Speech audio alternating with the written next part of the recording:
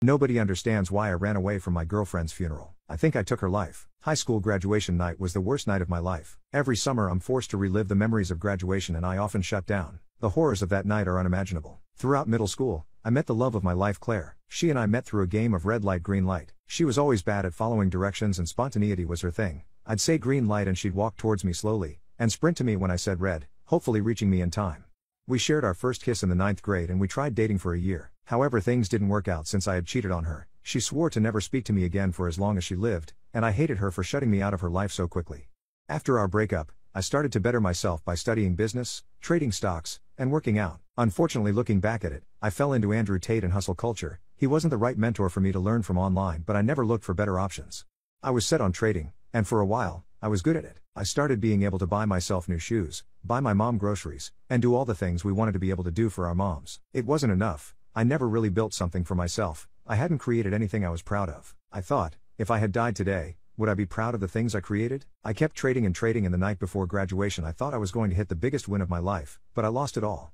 Every penny. In a moment of weakness, I called her. I called Claire, the girl I missed most. Surprisingly, Claire said not to talk about things over the phone but to meet her on graduation night. I never wanted to leave high school faster. I couldn't find her in the sea of green caps and gowns. Where was my Claire? Maybe there was still time to build something between her and I? Eventually, under the street light when everyone took pictures, there she was. My Claire. I slowly walked up to her, and she immediately grabbed and hugged me. I hate you, you know. She said that and I cried hugging her. I'm sorry, Claire. I swear I'm different now. She looked me in the eyes and said, I don't forgive you for what you did, but I'm willing to build something here if you are. I immediately agreed and she and I spent the rest of graduation night together. We talked about everything from the past 3 years and what college we were going to and what things we wanted to do. She asked me what I wanted to do and I said I wanted to build a brand, build a business. I told her about my whole Andrew Tate issue and she said that I need to be careful about all these shitty influencers online and I needed to look for the right ones.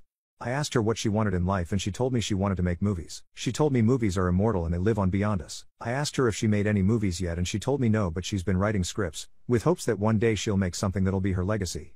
After some partying and drinking and fooling around, she and I made love that night. It was 4:12 a.m. She told me she loved me, she always loved me. I told her I did too. We decided to drive to get breakfast when everything went south. As she was driving she got a call from her mom asking where she was. She picked up and kept going. We were going about 60 miles per hour. We weren't drunk or anything for those of you asking. I saw a red light ahead and just signaled her that the light was red. Call it conditioning or failure. But she sped up. She drove right into oncoming traffic. I don't remember much after that, but I woke up in a hospital bed a week later. Claire was gone. She didn't survive the accident. I never felt more lost in my life. I didn't cry. I couldn't muster up any tears. I just got home and packed. I packed my life into a car. I didn't say goodbye to my best friends. I just drove and drove and drove with no destination. I needed to find purpose in my life. I needed to build a brand, a business, something of substance. On the road on those quiet, lonely nights, I listened to Robert Oliver's podcasts. Listening to his advice, I realized why I didn't go to my girlfriend's funeral. I had a fixed mindset. I lacked purpose and figured all I needed in my life was money, that I didn't care if Claire was in my life. It was those little things. I listened to more of his advice and I decided I needed to figure out what kind of business and brand would stick out to me. As I sat on a random beach with my bandaged arm, I realized, what could I build? Then I remembered Claire and her dreams. She never made her movies, but maybe her legacy could be my destiny. Maybe I could make the dreams of others come true. Now I knew what I wanted to do. I was going to survive Claire with a production studio, Claire Light Pictures.